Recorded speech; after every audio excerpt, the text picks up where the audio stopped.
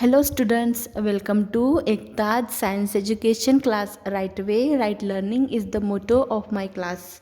Students, today we are going to learn about CBSE class 6 water lesson. In this part 2 we are going to start today. But before we going to start, do not forget to like, subscribe and share this channel to more and more people. Okay students, also press the bell icon so that you will get the latest updates of the upcoming videos. So let's start the today's topic, that is the water chapter. Now we know that what is water. Water is colorless, odorless, tasteless, shapeless liquid. And this water is essential for the survival and growth of the living creatures. We need water for various purposes. We need water for drinking, cooking, washing clothes, utensils, flushing toilets, watering plants, cleaning floor, and in industrial uses as well. Now in this chapter we are going to learn about water cycle. We know that water or rain is the only source of a fresh water. Rest of the 70% of the water is present in the sea ocean, which is saline, which is salty and not for any use. So this fresh water, from where do we get this water? Fresh water mainly. So we are going to start about this, that is a water cycle. How we'll get the water? Now water cycle, if you see, water cycle can be defined as the continuous movement of water from the earth's surface and water bodies like river, lakes, ponds, groundwater. Okay, this water body adds water vapor to the atmosphere and from the atmosphere back to the earth's surface as a rain, hail or snow. This is a cycle and it happens regularly. So this is something called as a water cycle. Water cycle can be again defined as the continuous movement of water from the earth's surface and water body as water vapor to the atmosphere and from the atmosphere back to the earth's surface as a rain, hail or snow. That is cyclic movement of water from the atmosphere to the earth. This cycle is said to be the water cycle. This cycle maintains the supply of water on earth, on land. It involves the process or steps like evaporation, condensation, precipitation, and then collection. Water from water bodies such as rivers, seas, ponds, lakes, and streams takes heat of the sun. Okay, so this is something which involves water cycle involve these four steps. First is evaporation, then condensation, precipitation, collection. Again this will go and go and go on. This is said to be the water cycle. Why it is said to be cycle? Because it is circular in motion. These four things will be continuously going on. That's why it's a cycle. Okay, the first process is evaporation. Now evaporation means what? Evaporation, water from water bodies like river, sea, pond, lakes and streams takes heat of the sun and goes into the air in the form of the water vapor. Large amount of water vapor enters in the atmosphere through transpiration by plants also. This is the evaporation when a lot of heat, here again it is illustrated, evaporation occurs on the surface of the liquid when a substance in a liquid state is changing to the gaseous state because of given the heat to the liquid, it will transform into the vapor form. Like heat is provided by the sun to the large water bodies and then this water will evaporate in the form of a vapor. This is the very first process of the water cycle. After this evaporation, what will be there? The transpiration process. What is transpiration process? If we see that large amount of water vapors enter in the atmosphere through transpiration by the plants also. Plants continuously absorb water by their roots and supply to the whole part of the plant. Plants absorb water through their roots. They use a part of this to prepare their own food material with the help of the photosynthesis process. The use of a part of this prepare their food and retain some of it in the parts of their body. The remaining part of this water is released as the water vapor. This process is said to be the transpiration. So water is lost both by the evaporation and by the transpiration. Now next is the condensation. The water vapor, as you can see, the water vapor in the air from clouds by the process of condensation. The process of condensation plays an important role in bringing water back to the surface of the earth. As we go higher from the earth, the temperature drops. When the air moves up, it becomes cooler. At sufficient heights, the air becomes so cool that the water vapor present in it condenses to form the tiny drops. To form these tiny drops of water called the droplets. It is this tiny droplet that remain floating in air and appear to us as a cloud. These droplets fall as a rain, sleet, or mist on the earth. This process is called as a precipitation.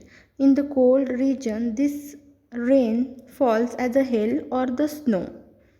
Thus, water in the form of vapor goes into the evaporation and transpiration from clouds and then comes back to the ground as a rain, hail, or the snow.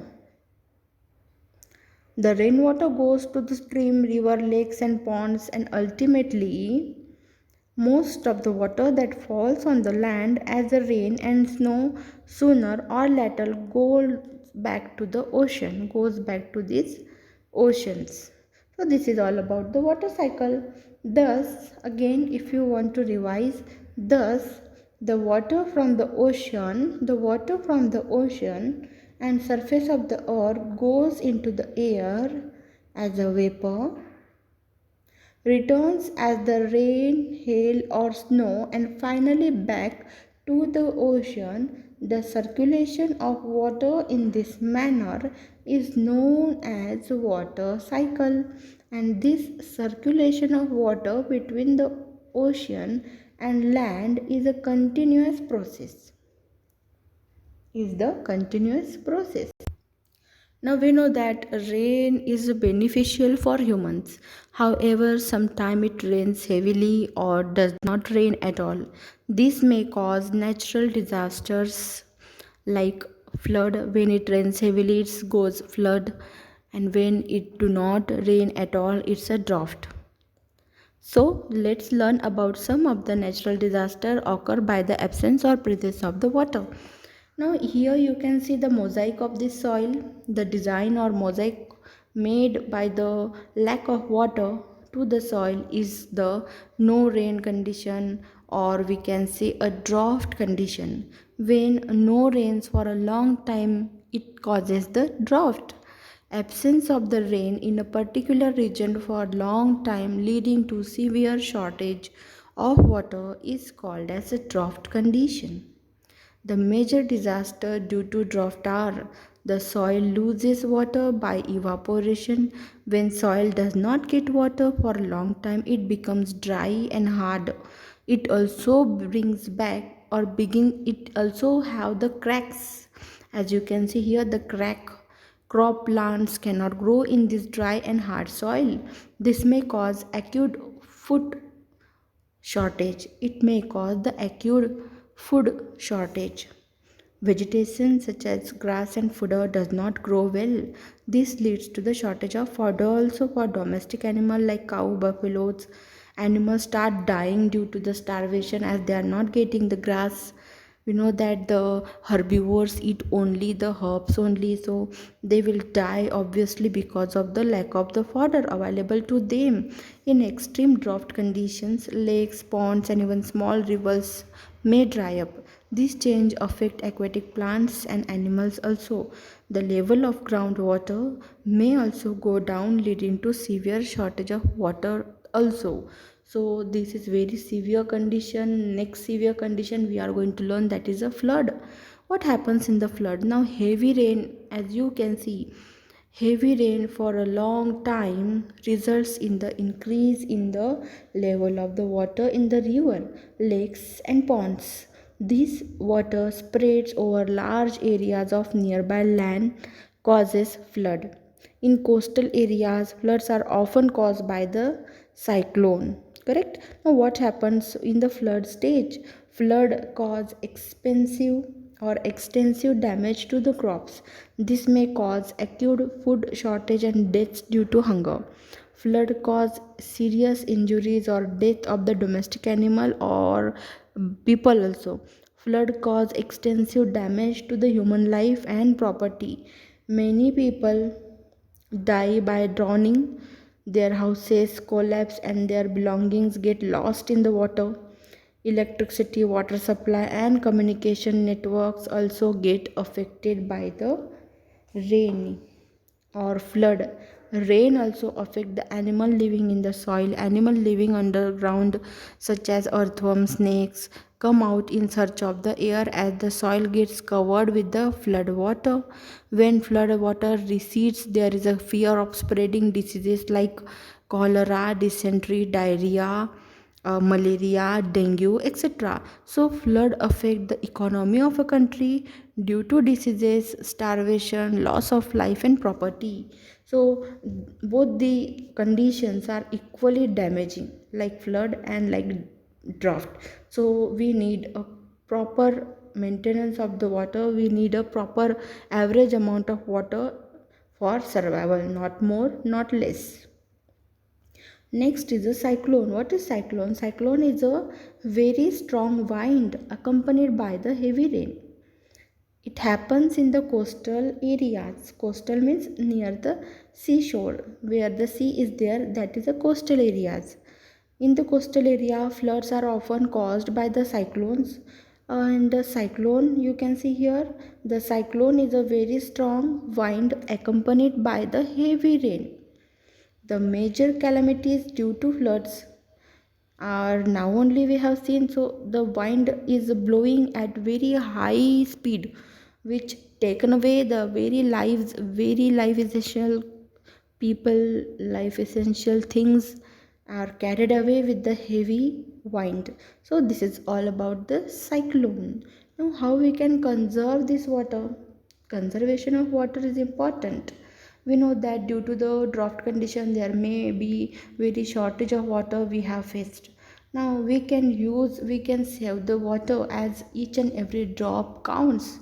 It is essential. We can save the water by using a bucket or mug instead of doing the shower. Use a bucket or mug and save the water. Close the tap tightly. Avoid cleaning utensils under running water. Then check overflowing of the water tank, recycle the water, plant more and more trees to increase the absorption of the water. So these are the some simple ways by which we can conserve the water and adapt the rainwater harvesting. Now what is rainwater harvesting?